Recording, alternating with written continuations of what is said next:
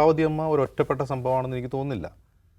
കാരണം ആ ഏജിലുള്ള ഒരുപാട് ആളുകൾ ഇതുപോലെ അനീതിക്കെതിരെ പ്രതികരിക്കുന്ന, നിയമലംഘനങ്ങളെ ചോദ്യം ചെയ്യുന്ന ഒരുപാട് ആളുകൾ നേരിൽ കണ്ടിട്ടുള്ള ഒരാളെന്ന നിലയ്ക്ക് എനിക്കതൊരു പുതുമയായിട്ട് പോലും തോന്നുന്നില്ല.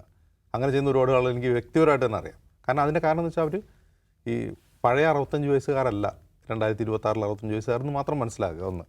രണ്ടാമത്തെ കാര്യം, ഈ കേരളത്തിലെ ട്രാഫിക്കിനെ കുറിച്ച് മറ്റ് സ്റ്റേറ്റുകളിലുള്ള ആളുകളൊന്ന് റീൽ ചെയ്യാറുണ്ട്. ഇൻസ്റ്റാഗ്രാമിലൊക്കെ ധാരാളം റീലുമുണ്ട്. നോക്കൂ, ഇതാണ് കേരളം എന്ന് പറഞ്ഞാൽ ഇപ്പോൾ ഒരു സിഗ്നൽ കണ്ട് ആ സിഗ്നൽ ആരും റോങ് സൈഡിലൂടെ ക്രോസ് ചെയ്ത് കയറുന്നില്ല, എല്ലാവരും വരിയായി നിൽക്കുന്നു. അങ്ങനെയുള്ള അപൂർവം കാഴ്ചകൾ ഇന്ത്യയിൽ നമുക്ക് കാണാൻ കഴിയും. പ്രത്യേകിച്ച് ഉത്തരേന്ത്യയിൽ നമുക്ക് അങ്ങനെ കാണാനേ കഴിയില്ല.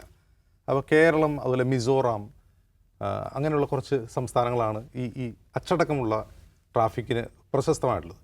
അവിടെയാണ് നമ്മൾ ഇതുപോലുള്ള കാഴ്ചകൾ നമ്മൾ കാണുന്നത്. അപ്പോൾ ഇതുപോലുള്ള കാഴ്ചകളും ഉണ്ട്. ഇതിപ്പോൾ ഒരു സിഗ്നൽ വരുമ്പോൾ എന്നാൽ കുറച്ച് മുമ്പിൽ കയറി നിൽക്കാമെന്ന് കരുതിയിട്ടായിരിക്കും ഈ ഫുട്പാത്തിലൂടെ പോകുന്നത്, ആദ്യം പോകാൻ വേണ്ടി. ഇതിലും ഗുരുതരമായ ട്രാഫിക് ലംഘനങ്ങൾ നമ്മൾ ഈ കോഴിക്കോട് തന്നെ നമ്മൾ കാണാറുണ്ടല്ലോ, ഇഷ്ടം പോലെ. അതായത് കോഴിക്കോട്ടെ റോഡിൻ്റെ ഒരു പ്രശ്നം എന്ന് വെച്ചാൽ കോഴിക്കോട് ഏറ്റവും വലിയ വണ്ടി ഓടിക്കുന്നവനാണ് രാജാവ്. ബാക്കി അവൻ്റെ കാരുണ്യത്തിലായിരിക്കണം ബാക്കിയുള്ളവരൊക്കെ വണ്ടി ഓടിക്കുന്നത്. ബൈക്ക് ഓടിക്കുന്നവനൊക്കെ വേണമെങ്കിൽ മാറി നിന്ന് തൊഴുത് നിന്നോളാം. ബസ്സൊക്കെ പോകുന്ന പോക്ക് നമ്മുടെ ഈ ഓഫീസിന് മുമ്പിലൂടെ പോകുന്ന നോക്കിയാൽ മതി.